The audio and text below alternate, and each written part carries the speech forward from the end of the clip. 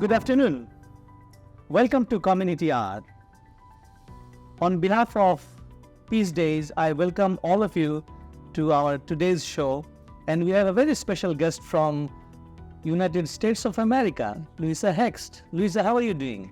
I'm doing really well. Not so far south, Minneapolis, Minnesota, with an English accent. Thank you for coming in for the show, and I know you have a very busy schedule and you have had number of exhibitions and talking, so it's really honored to host you in Community Hour today. Thank you so much once again. Thanks so much for inviting me to be here. It's a privilege. Thank you. The audience, a bit of information about Louisa and her work, and I'm sure she's going to speak for herself for next couple of minutes, explaining where and elaborating what she does with the project. But here is a very brief snippet of her work. The Forgiveness Project is a not-for-profit organization that uses personal stories of both victims and perpetrators of crime and violence to explore how ideas about forgiveness, reconciliation, and conflict resolution can be used to impact positively on people's lives. A non-partisan and non-religious organization, the Forgiveness Project has gained a solid reputation for fostering tolerance and building an appetite for difference. So with this brief intro, let me once again go back to our guest, Louisa. So you have come to Winnipeg to take part in Peace Days. How do you find Winnipeg? I love Winnipeg. Actually, I've been here 3 times, each time with Peace Days, and like it more and more each time. Thank you for saying that. And we also, of course, take pride in our city, in our province. But here is another question related to Peace Days. So how did you get connected with the Peace Days?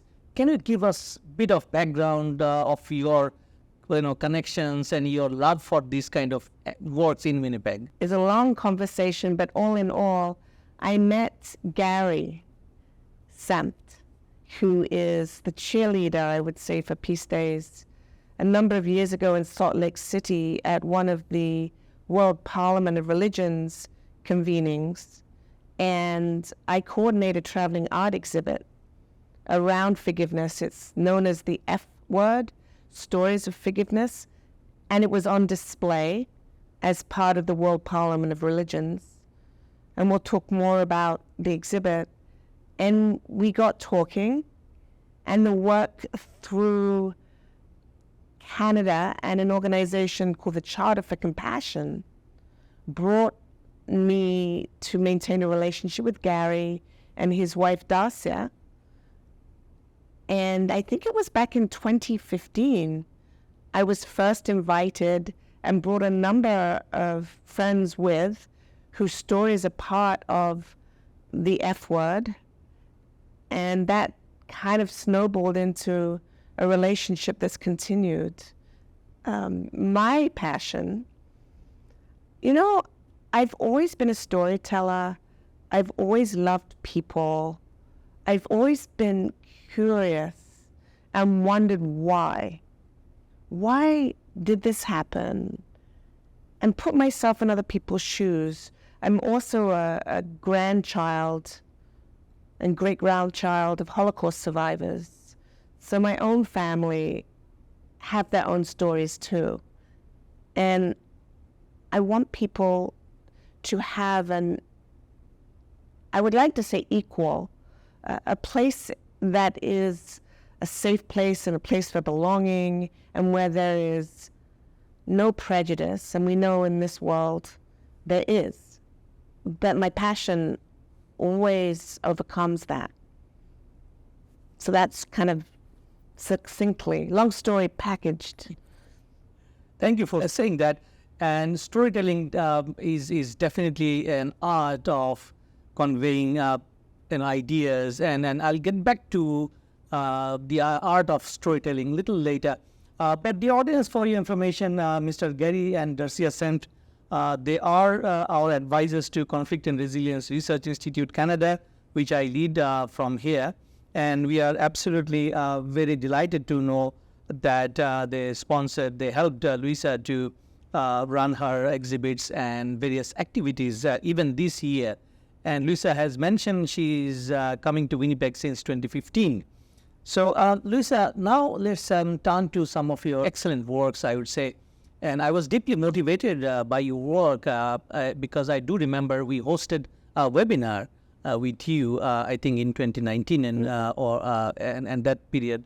So, can you tell us a little bit more about the power of storytelling, and in your work, how do you see it really impacts people? And I'm sure this is what we have just introduced our audience, that it helps both the perpetrators and victim to reconcile and healing. So can you just elaborate on this point a little bit? It's really interesting because people are curious. We're almost voyeurs, and we shine microscopes on other people's lives. And unfortunately, but maybe fortunately, the more atrocious it is, the more interested people are. And these big stories where we learn that someone whose only son has been murdered by a 16-year-old boy draws attention, and people wonder why. And through a therapeutic lens, I'm not a therapist. However, I'm a sociologist that really focuses on interpersonal relationships. I notice that when we shine a light on the world and the story of another, we often consider what we might do in that situation. We also consider what we have done, and why would we be so challenged to forgive the person that didn't invite us to a party when we just learned about this person that lost their entire family through genocide, for example. It creates an opportunity for people to create the space for inquiry, to consider what is that? And in the context of storytelling, because storytelling can be about so many different things, the work that I've been doing and researching for almost 13 years is around forgiveness, more particularly. It's also around restorative practice, reconciliation, and actually releasing resentment, relinquishing grievances, and getting to the other side. And examples of that are powerful. There's also the experience that I have with my own story or stories that inform my own journey. And some people would say it's important to share your own story, and others would say, actually, you're a catalyst to share the stories of others. It really depends. Mm-hmm. So I hope that helps a little bit. Absolutely it does. The audience you are watching Community R, and we are talking with Louisa Hext from United States of America. Louisa, I would like to mention that you did speak with Interdisciplinary Journal of Partnership Studies in the past. So I have gone through the interview, and I'm going to use some of the questions actually they posed to you, because my objective today is to disseminate more of your ideas to a broader audience through audio-visual experience. So would you mind sharing your personal motivation that led to your work, particularly the Forgiveness Project, and why it is important to you? You know, that's a big question and a tough question. It's important to state or to restate the journal article you're referencing is a Rianne Einsler journal, and she's incredibly well known for her own survival, her own story, her own journey, and fascination with subjects such as forgiveness. So I wanted to mention that. You know, when I was a little girl, I literally remember looking up at a man who was probably about 6 feet tall. I was probably 6 years old. And someone, I can't remember if it was my mom, my dad, my grandma or grandpa, said, that's your uncle, and he survived Auschwitz. And I remember to this day, but what I remember is looking up at him. And he was tall and slim, and he looked different. He didn't look happy. And I wanted to know him.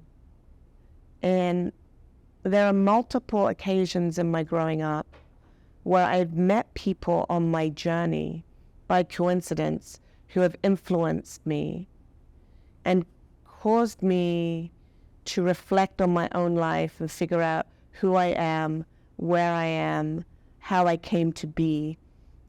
And I've always worked in service, actually. So my entire career worked serving others, whether it would be in direct service or supporting people to be advocates for themselves, or supporting people, as I was describing earlier, through conflict resolution.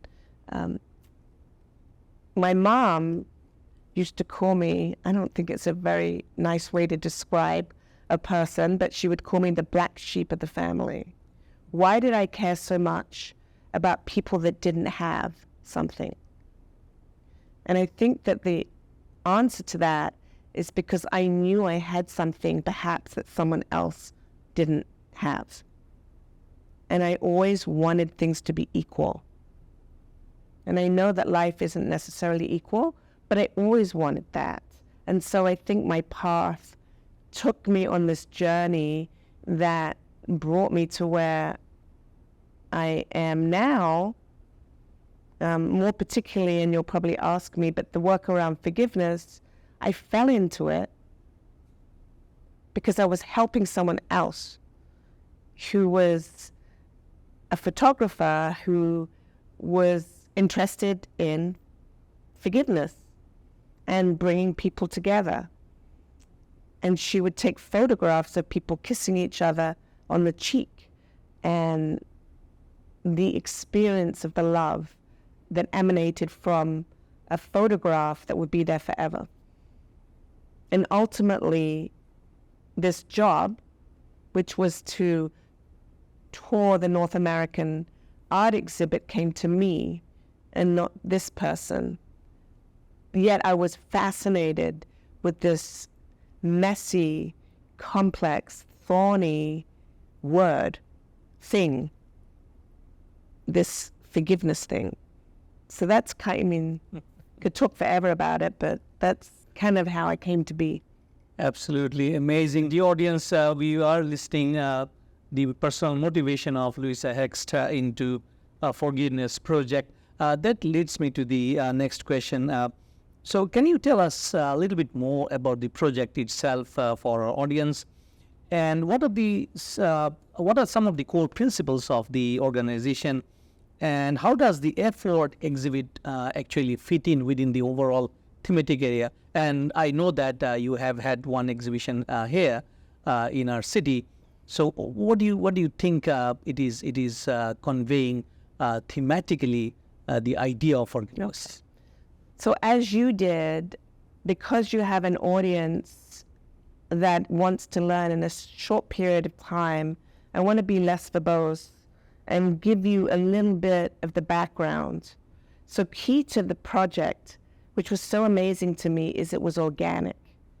It was a private project by a journalist whose name is Marina Cantacuzino. She had marched in London when Tony Blair was Prime Minister. What year was that? Early 2000s. Early 2000s. Yes. And the second Bush was the U.S. president. And we, because I too, many of us were marching for peace. There were approximately 2 million people marching in London because Tony Blair had said, hey, should we go to war? And people said no.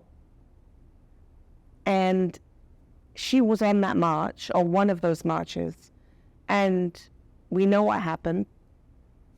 There was a war in Iraq, and she was so disappointed that in a nutshell, she said, I want to gather the story of the other. Yes, there's hate. Yes, there's suffering. Yes, there's pain. And yes, there are people who do not respond vengefully. And I want to gather those stories.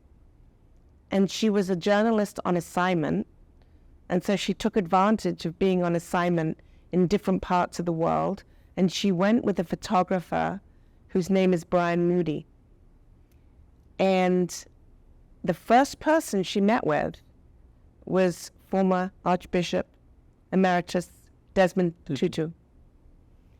And she must have been in the right place at the right time, because he invited her for tea. And she said, do you think this is a good idea? This forgiveness thing? And he said, while forgiveness is an incredibly altruistic thing to do, and world religions espouse it, he said to be a forgiving person is the highest form of self-interest, that it starts with self. And you know what? It's a really great idea. He became the founding patron of the Future charity. So in January 2004, the first exhibition of the F Word, Stories of Forgiveness, opened at the Oxo Gallery in London. And she expected, the exhibit's going to be here a couple weeks, then life's going to go on. She's going to go back to being a journalist. And the media went crazy. What's next? People would come up to her, at the opening and future viewings of the exhibition and say, what's next? Or can I tell you my story? Or this is so powerful, it's changed my life.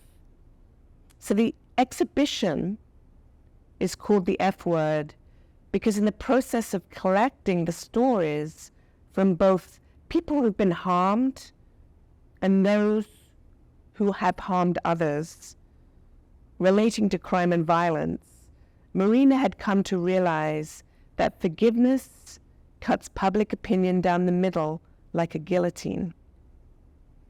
She talks about it as a word that inspires and affronts in equal measure. So since the launch of the exhibition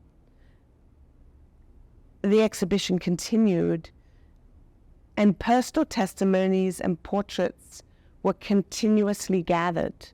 Now there is a nonprofit charity that has been formed, and from that point in time, so 2004 to this day, we have been gathering stories, probably over 200 stories now, that people can visit at the forgivenessproject.com website, amongst other programs. And there are exhibits in North America, so Canada and United States. The exhibit is probably the most active in North America, and I've been coordinating it for 13 years almost. So Louisa, thank you so much for explaining about the project and how it came into being. And we do understand it originated from UK, and possibly the idea was mostly conceived during the march against the war, and Tony Blair on the other side of the pond and North America, we all ganged up to wage war. And in retrospect, in both the wars, Iraq and Afghanistan, we can see what we have achieved actually after 2 decades of spending our energy, money, and lives. Louisa, I'm going to move towards the next question. You are coordinating this project for almost 13 years now, and you have seen on many instances these stories itself. And these are all about human conflict and interpersonal, intergroup. And I know beside your passion, you also run many of the your sessions with regards to mediation and resolving interpersonal conflict. So what are the impacts of forgiveness in with regards to conflict and revenge. I mean, what do you think it is impacting through your project? Well, the important thing to state, since we're talking about conflict resolution, is that in the height of conflict, forgiveness isn't a conversation to have. People have to go through a process to be in a place to even consider wanting to move forward. Forgiveness is a journey without a destination. Oftentimes, we think that we have made amends with whomever, with ourselves, with the other, and yet we realize that, well, I'm forgiven all over again. You take steps forward and steps back. So the things that I've learned also, and something that I don't do, is I don't teach forgiveness. That forgiveness is a process, and it's also something that doesn't necessarily have to occur in order for people to move forward in their lives. And I've been starting to consider how to talk about the outcomes that are possible when we actually release a grievance, a judgment, an experience that pains us and creates suffering, because we're the ones that are holding onto it. It may be an action that we have taken, and so there is a process of self-forgiveness or release in that regard. It often you're impacted by another person who has harmed you, or a community that's harmed you, and we spend a ton of time expecting that the other will make apology and then will forgive. And you know what? We could be waiting for a really long time, because often the other person or parties haven't even thought about it. And in some cases, they may not even know they've harmed you. And many times they do, but they still don't care. So this whole complicated mess that we have to unpack has to be on our own terms. It can't be a person that talks about forgiveness saying, and it's time for you to forgive. One of the big questions that I get asked is, if I forgive, will I forget? Which is one of the biggest stereotypes. And there are multiple other stereotypes related, such as, and this is really important, if you forgive, then you're weak. It's interesting to me that in some of the research I've done in qualitative interviews, and not research such as what you might do, but multiple conversations with people with exactly the same questions and drawing people to come voluntarily, a larger number of women come forth, and women who are in their middle phase of life. Less compared to men. There are men that want to participate. And when I speak to them, they talk about forgiveness being a weak thing to do. And yet it is probably the most courageous thing you can possibly do for yourself. So those are some of the tenets I want to present. And there are massive healthful benefits to forgiveness or forgiving. Absolutely. Dear audience, you're watching Community Hour, and we are today with Louisa Hext from America. So, Louisa, that is superbly, I think, you have described for us. And I think I'm fascinated with the particular phrase that you use, forgiveness is a journey without destination. I'm sure that is going to stick with me for many, many days to come. And the reason I am so much interested about forgiveness is partly, I would say, related to my studies on Gandhism and Gandhiji's own project of nonviolence, which he practiced so many years, and eventually he was assassinated, I mean, as a cause of violence. So I'm coming back to some of your past work. So you have come across so many stories over this, and you have interviewed so many people over the period of time as well. Can you share at least one story that you think kind of impacted you personally and others? I come back to this story so many times, and it is the story of Jo Berry and Pat McGee. So Jo Berry is an English woman who is a little older than me. We both grew up in England in different places. I grew up in London, and I grew up in the 70s and 80s, in the height of the troubles between Northern Ireland and Great Britain.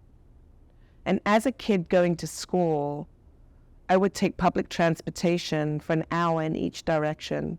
And the things I remember about the public transportation were the fact that my sweet wrappers, candy wrappers, and my crisp chip packets, and my apple cores, there was nowhere to throw them because there were no rubbish bins or trash cans. Now you might ask, what does that have to do with Jo Berry and Pat McGee? No rubbish bins because of the Northern Irish conflict and the troubles between Great Britain and Northern Ireland. Northern Irish Catholics seeking independence from Great Britain, and has continued to this day. Bombs, bomb scares, tragedies that I lived and experienced as an English kid going to school.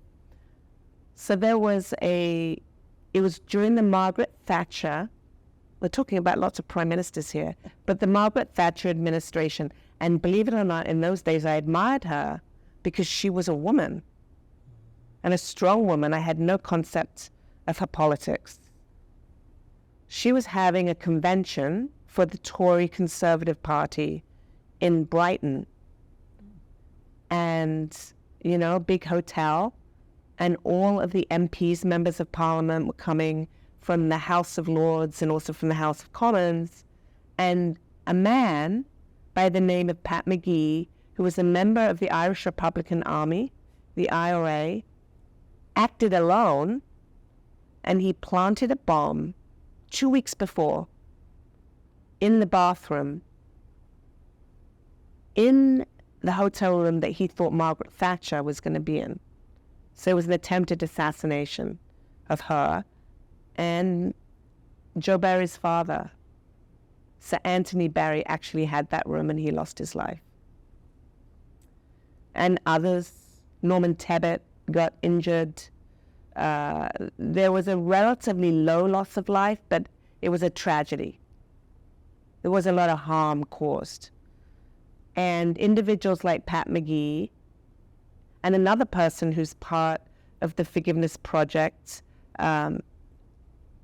whose name I'm escaping right now, which is awful that I'm forgetting, who was a paramilitary, so a Protestant. Individuals such as these folks were actually incarcerated, imprisoned, and then I believe in 1999 was the Good Friday Agreement? 97. Thank you. I knew you would get me there. All right. So, in return for peace, these individuals were released. Correct? And Jo Berry sought out this man who essentially, with his own hands, had killed her father. And this resonates with me so much because of her curiosity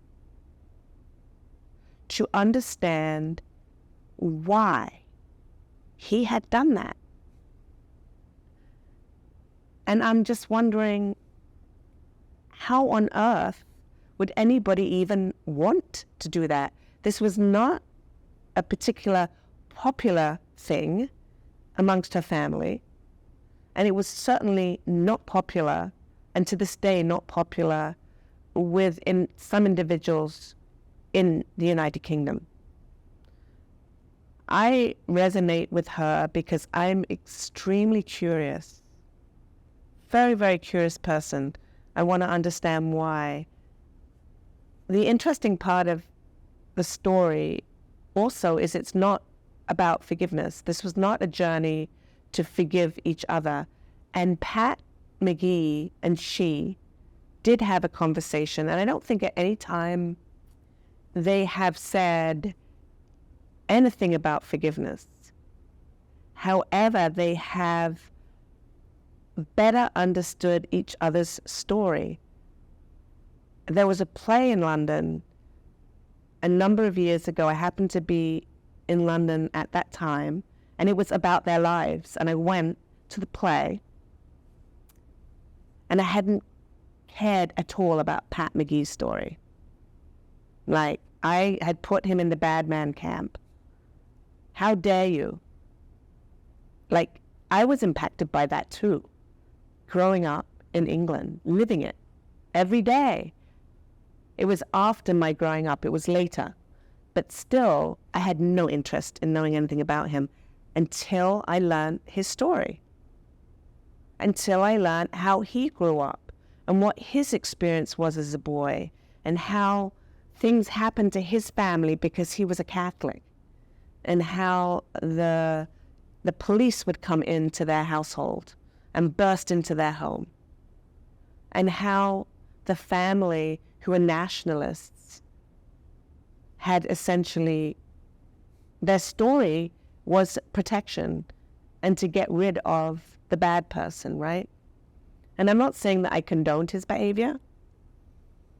However, maybe I would not continue to define this person by that act, which is another thing, is we have a tendency to label a person by a terrible act, and that means that's everything that they are, that there's nothing else.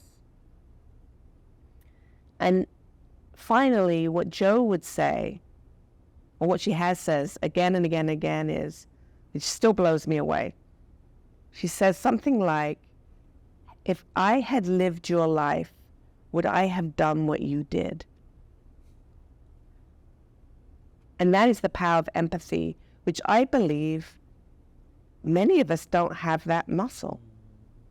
I don't think we're born with an empathy muscle. Such a powerful paraphrasing of Jo's words. Thank you so much, Louisa. It is absolutely, I would say, powerful motivation to become more empathetic. And that leads me to the one of the last questions to Louisa today. The audience, we are talking about a world today with so much of violence, and violence is at our homes, at our schools, at our workplace, nation-to-nation violence. And I think you are traveling to Canada in a very interesting time when there is an allegation made by our country about foreign interference and etc. So, Louisa, can you tell us a little bit, for our audience sake, how to practice empathy? And I know there is not much time, but maybe in the future, if we invite you for running a workshop, that would be the best idea to learn the skill of and art of empathy. But in general, very briefly, what would you say we should do in terms of practicing empathy? I think there are multiple things we can do. One of the most important things is to sit like we are right now and be in conversation with one another and learn about one another. It is really hard to dislike someone that you get to know first. If you are in a situation where you take an interest in an individual, whether it's at a restaurant, whether it's on the bus, whether it's on the train, whether it's a walk in the park, whether it's at the airport, at an art museum, and be in relationship and ask questions, and then step back and listen. I've done a lot of talking right now. However, there are many times that I just listen. The other analogy that comes to me, and I don't know if it's a good example, I love this book, and it's kind of out of date, but To Kill a Mockingbird, Harper Lee, because it's a little sexist and gendered. However, Atticus Finch does his best as a dad to educate his daughter Scout. And it's a white family. He's an attorney. He's in the South. It's in the midst of segregation. He has a man that works on his property who is African American. And it's at a time where we want to raise awareness.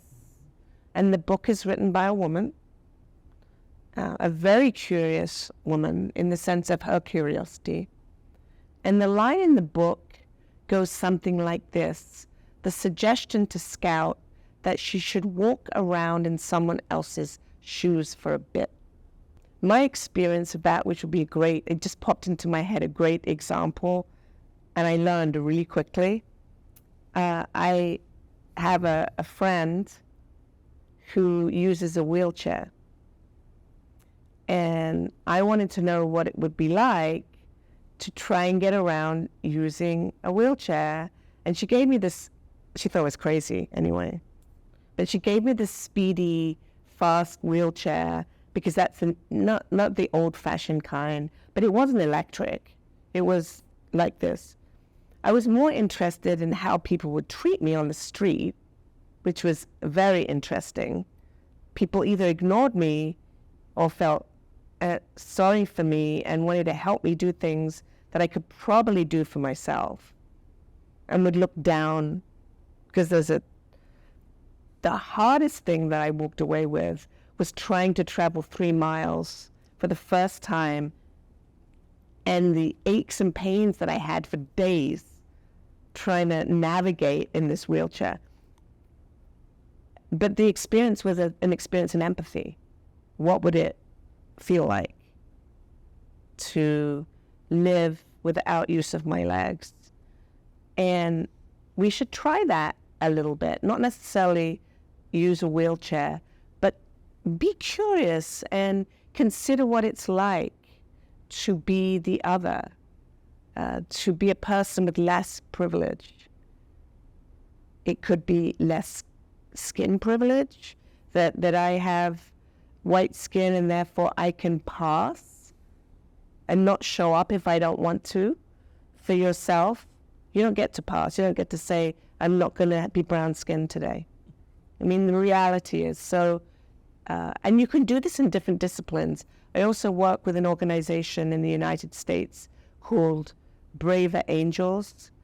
And what that is a nonprofit that brings together individuals across the political divide to have conversations about subjects that they're not typically in agreement with, and to help people realize that there is and can be a middle ground if we have less of a reactionary response. And get involved in an organization like that, or a dialogue group, and learn about different communities. Absolutely wonderful. The audience, we are listening to Louisa Hext, our friend from the South. Now we are going to the end of this session today, But before I leave her, we'd like to go back to Louisa and ask, what does she see in terms of her hopes and fears for the future? Maybe it's pertaining to America or the West or rest of the world. And how does your work actually, influence people to be more empathetic and not to, seek revenge, interpersonal to interstate level? I have to start with the hope, right? The hope, and we haven't talked a lot about the exhibit, but the stories in the exhibit, my hope is that people will want to see the exhibit and hear, well, it's not hearing, but observe through the stories of another what people have overcome in Rwanda, in South Africa, in Israel, and Palestine, and Canada, and the United States, and Australia, and multiple other parts of the world, United Kingdom, Northern Ireland, to recognize that there are opportunities to heal. There are opportunities to release the judgment and the grievance that we continue to hold for another based on our own experience, based on a story that someone else has told us, based on something we've seen in the media that has biased our perspective. My hope is that people will open up and have an interest in continuing the conversation and doing it in a manner where it's interesting. So, visiting an art exhibit is interesting, and working with people, young people, because young people are our future. They're our present and our future.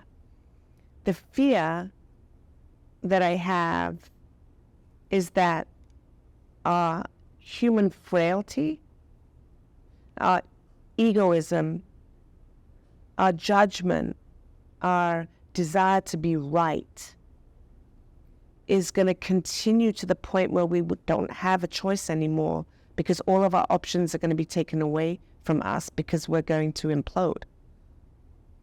And then we're going to say, oh, but we really didn't mean it. It takes a quarter of a second for our brains to go offline. And it takes about 20 minutes for our brain to almost realign. And for some, it can take 2 hours and more. My fear is that people are going to continue to allow their brains to go offline, or to listen to stories that are not accurate, and behave in a manner that I don't think is human. That we're here to be embracing of each other and to belong and to be there to help ourselves, to help another. And that is, I think, the challenge for the future. The other is that people will consider reconciliation, forgiveness,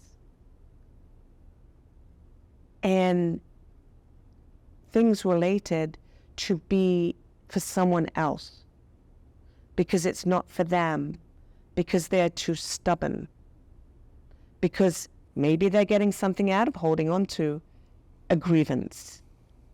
I think that there are circumstances where it feels good to wear this badge of honor and say, yeah, that person hurt me, and I'm going to hold on to that pain and suffering because that person did that to me. But you know what? The ship has sailed, right? The life isn't static. We move forward, and we're part of consciousness, and we're part of evolution, and we evolve with the universe. And so we can actually create the change in the world that we hope to see. What a wonderful conclusion. Dear audience, we were listening to Louisa Hext for almost past 40 minutes and over.